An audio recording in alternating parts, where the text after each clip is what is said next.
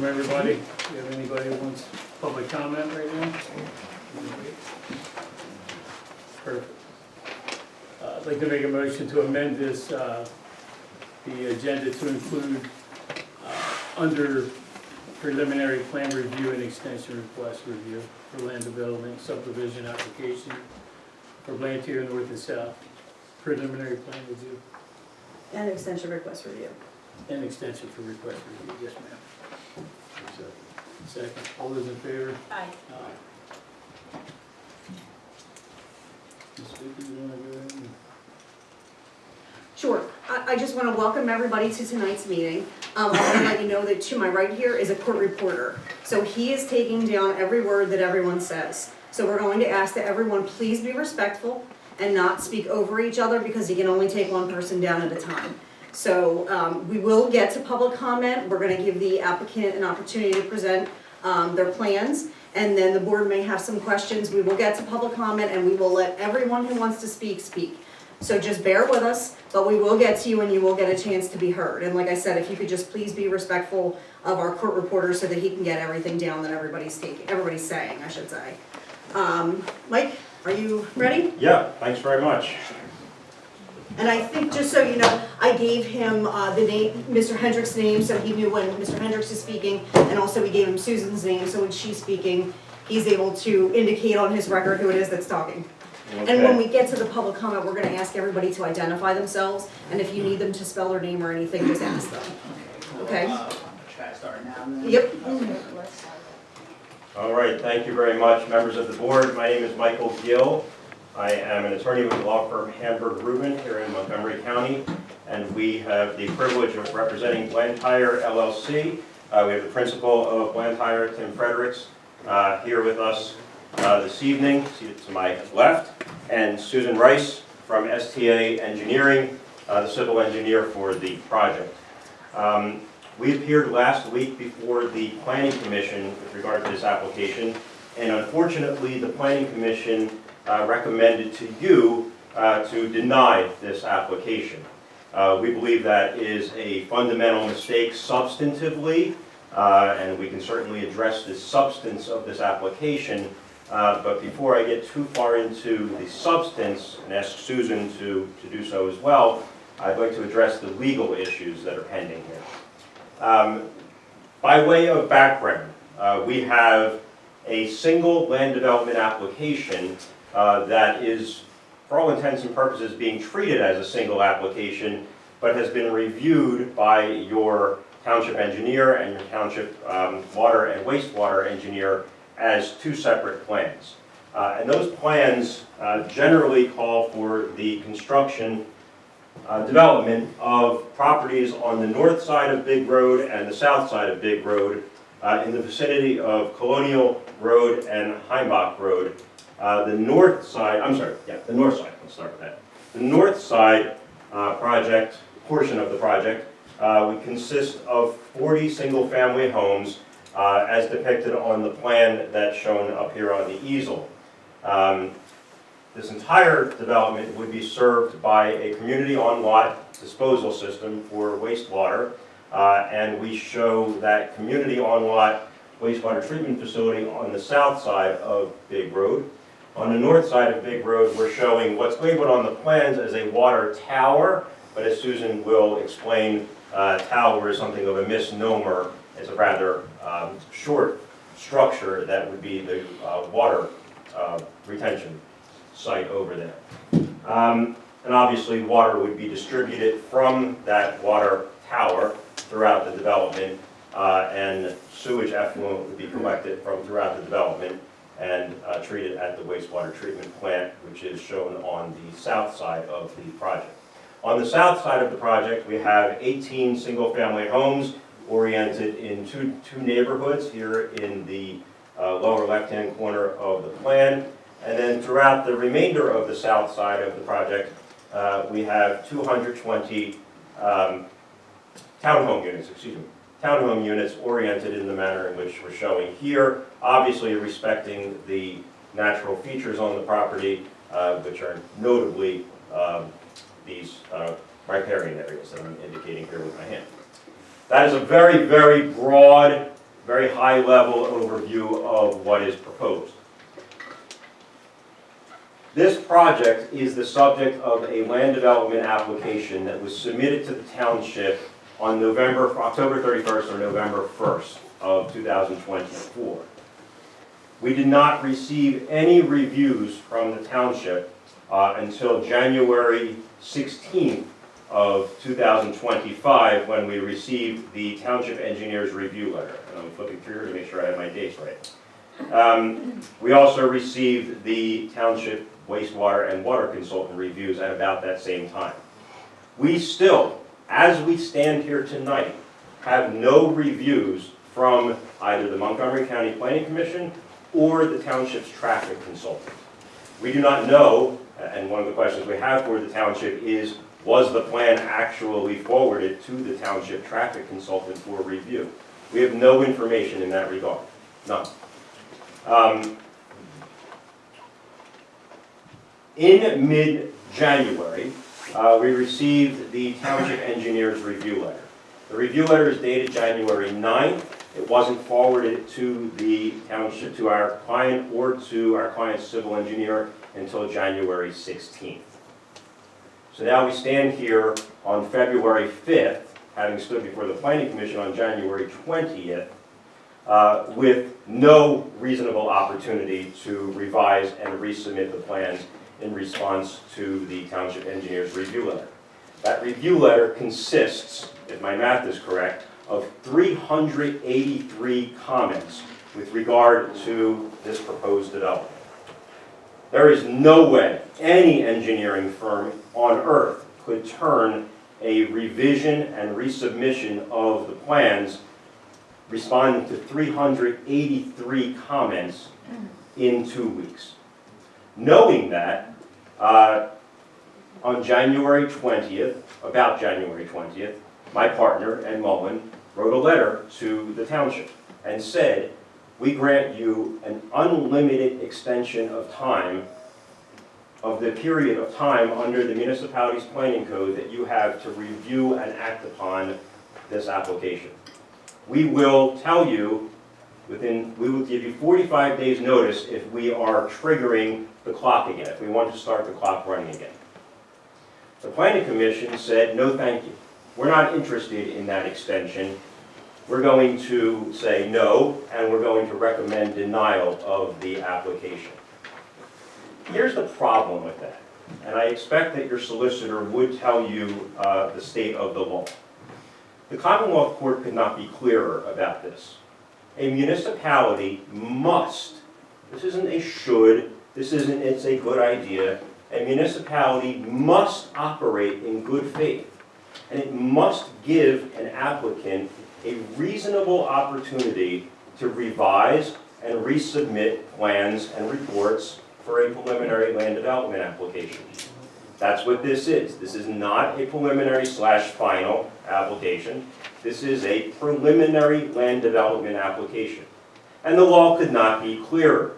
You must give the applicant, operating in good faith, you must give the applicant a reasonable opportunity to revise and resubmit plans and materials and to submit those back for a further review by the township's professional consultants.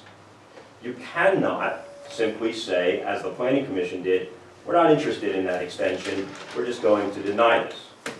If you do that this evening without giving the applicant a reasonable opportunity to revise and resubmit, we will appeal to the Court of Common Pleas of Montgomery County, and we expect that the Court of Common Pleas of Montgomery County, following precedent from the Commonwealth Court, will say, you did not operate in good faith.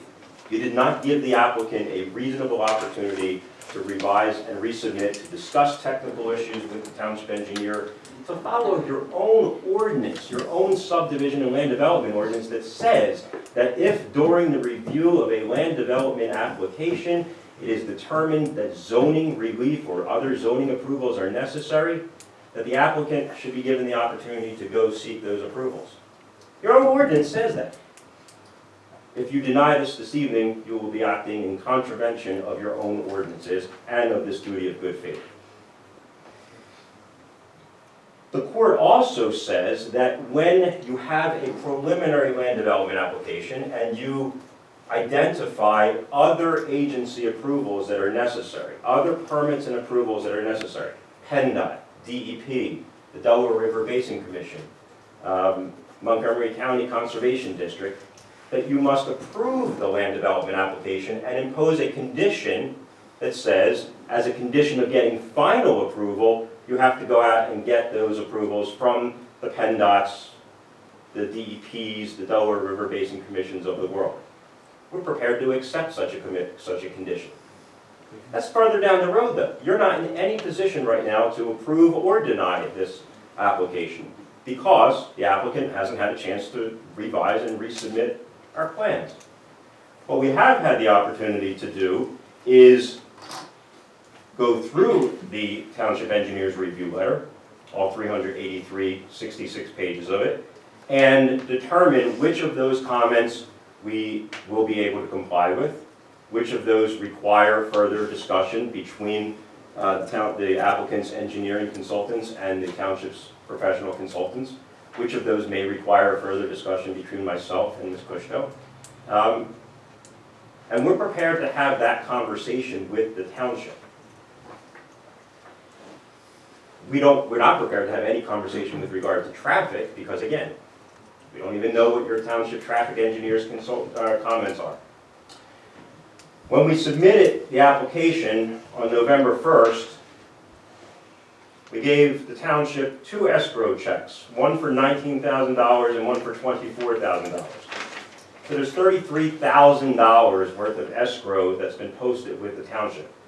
We'd very much like to know whether or not any of that money has been spent on the township's traffic consultant, because if it has, we haven't gotten anything for it. At the end of the letter under which Ms. Rice submitted the application to the township, she wrote, "I believe this submission is complete.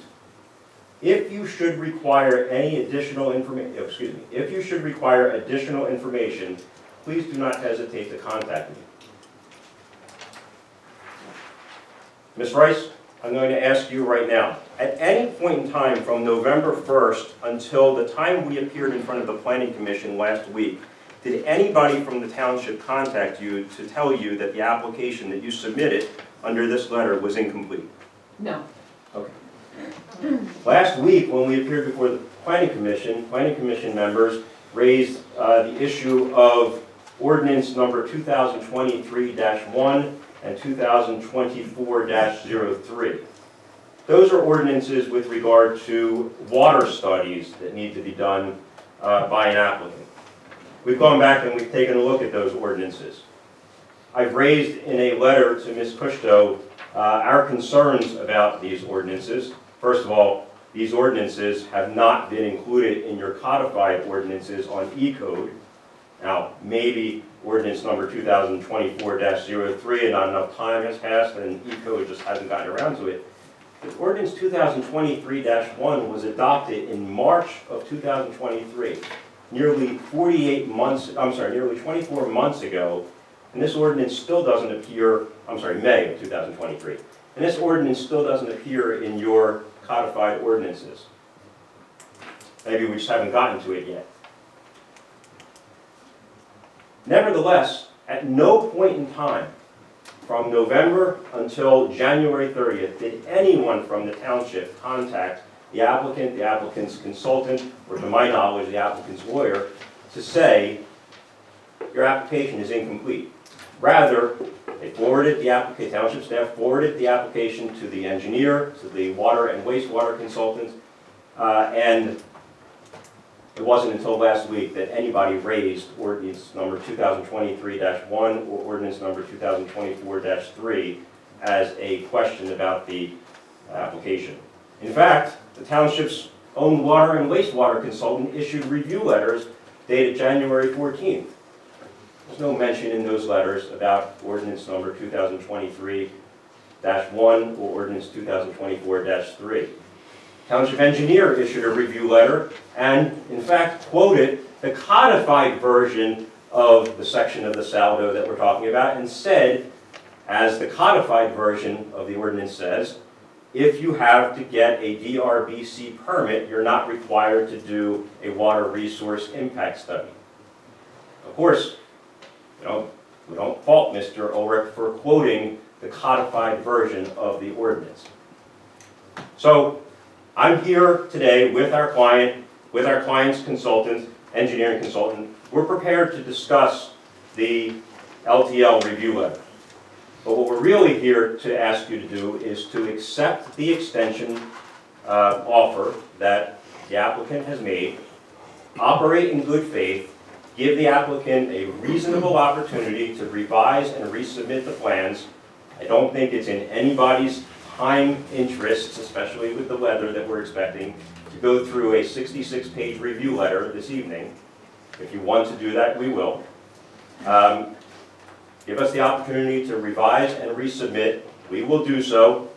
Without question, some of the density that is shown on these plans will be reduced.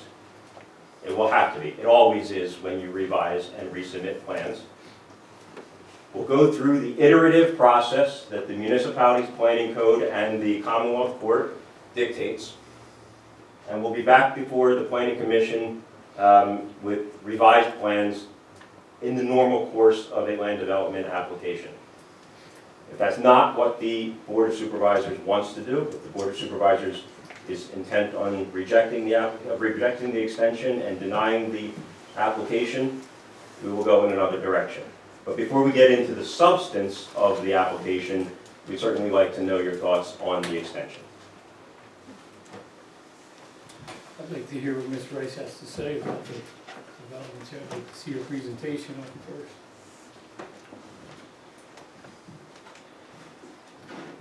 first. Start with the north side. Blantyre North is located off of Heimbach and Big Road. There are two accesses one access from each of those two roads. It gets you into the development that is a 40-lot, single-family, detached dwelling, proposed single-family detached dwellings, 40 lots. The property contains the Scioto Creek in the rear, and it also contains some fingers of wetlands and waters throughout the site. It also has some steep slopes on it. The plans show an existing features natural resources plan that shows that we are conserving those natural features, and the development is built around it. The lots themselves are clustered in the interior of the property, and it's surrounded by various open spaces and neighborhoods and parklets and those sorts of things that are required in your ordinance. The open space is provided, but needs some comment from the township in terms of what they want to see in the open space in terms of facilities, things like that. The development also requires stormwater management facilities, and those stormwater management facilities are proposed, and they're shown in the open space areas. This development is going to be the water and sewer by a community system. So community water, community sewer. The community water is going to be provided through wells that are drilled on the north side. And we talked about the water tower, that's not really a tower, it is on the north side as well, and that's for storage of water. There's a series of water mains that take the water from the wells to the towers to the units, and they will also feed the development on the south. As for sewer for this property, it will be treated in the community sewage treatment plant on the south side.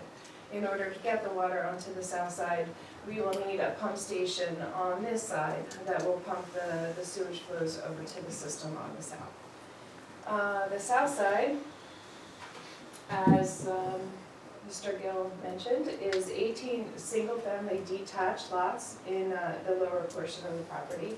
And then the property that is up against Big Road is the 220 units. They're multi-family, they're stacked townhomes. And they have associated parking areas and driveways that access a main road that brings traffic from Big Road through the property over to Colonial. The sewage treatment plant proposed for both developments is located in this area here.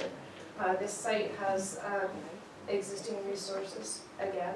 It has steep slopes, it has perennial streams, wetlands. Those are all mapped out on an existing features plan, along with all of the requirements for your riparian corridors, and those areas are being preserved as required by your ordinance, except where we need to cross for the roadways or any utilities that are permitted through conditional use riparian corridor crossings if needed. Again, we have open space that is surrounding all of the units and all the development. And in those open space areas, we have our stormwater management facilities. Susan, would you just touch on the historic resources of the property? Oh, yes. Along Colonial Road in this vicinity, and that's, oh gosh, a few hundred feet south of Big Road, there is an existing building, and it's the News House, is that what it's called? I believe it's called the News House. That is intended to be preserved, we're not taking that down. What do you mean by preserved? You can Well, put it back to... not demolished. It will remain on the property. And the applicant's intent would be to transfer ownership of that structure and land around it to the township for nominal or no consideration.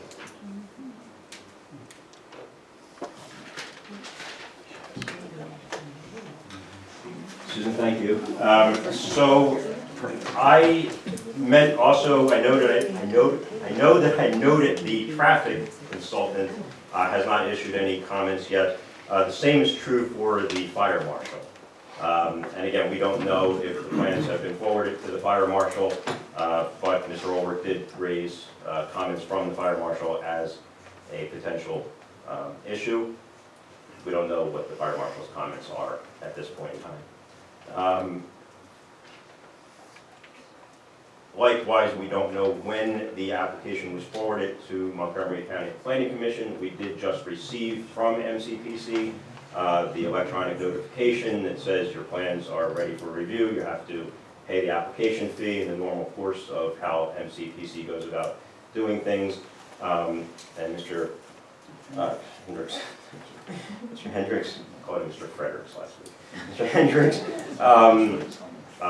if we haven't already, we assume we'll be making that payment to MCPC. Again, in the normal course, there's nothing unusual about that.